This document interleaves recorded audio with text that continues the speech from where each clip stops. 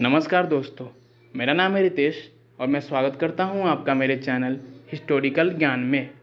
आज मैं आप सबके लिए कहानी लेके आया हूं और वह कहानी का शीर्षक है गुलाम की सीख। तो दोस्तों, चलिए इस वीडियो को आगे बढ़ाते हैं और हम अपने जीवन में इस कहानी से कुछ सीख या फिर प्रेरणा लेने की कोशिश करते हैं। दास प्रथा के दिनों में एक मालिक के पास अनेकों गुलाम हुआ करते थे। उन्हीं में से एक था लुकमान। लुकमान था तो सिर्फ एक गुलाम, लेकिन वह बड़ा ही चतुर और बुद्धिमान था। उसकी ख्याति दूर दराज के इलाकों में फैलने लगी थी। एक दिन इस बात की खबर उसके मालिक को लगी।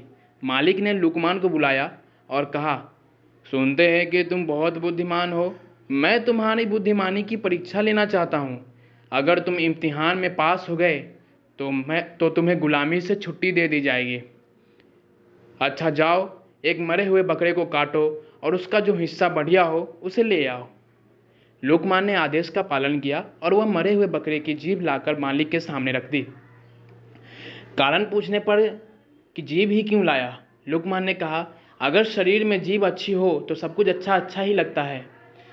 मालिक ने आदेश देते हुए कहा, अच्छा, उसे उठा ले और जा, और अब बकरे का जो हिस्सा बुरा हो उसे ले आ। लुकमान बाहर गया, लेकिन थोड़ी ही देर में उसने उसी जीभ को लाकर मालिक के सामने फिर रख दिया। फिर से कारण पूछने पर लुकमान ने कहा, अगर शरीर में जीभ अच्छी नहीं हो तो सब बुरा ही बुरा है।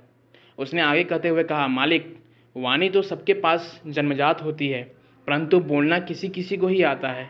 क्या बोले, कैसे शब्द बोले, कब बोले, इस एक कला को बहुत ही कम लोग जानते हैं। एक बात से प्रेम झरता है और दूसरी बात से झगड़ा होता है। कड़वी बातों ने संसार में न जाने कितने झगड़े पैदा किए हैं। इस जीभ ने ही दुनिया में बड़े बड़े कहर ढाए हैं। जीभ 3 इंच का वो हथियार है जिससे कोई 6 फीट के आदमी को भी मार सकता है, तो कोई मरते हुए इंसान में भी प्राण फूंक सकता है।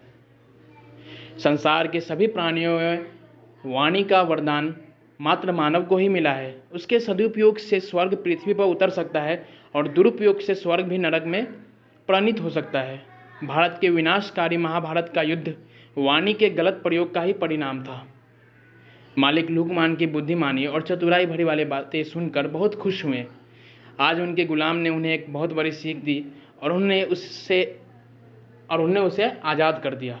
मित्रों, मधुर वाणी का एक वरदान है जो हमें लोकप्रिय बनाती है। वहीं कर्कश या तीखी बोली हमें अपयश दिलाती है और हमारी प्रतिष्ठा को कम करती हैं। आपकी वाणी कैसी है?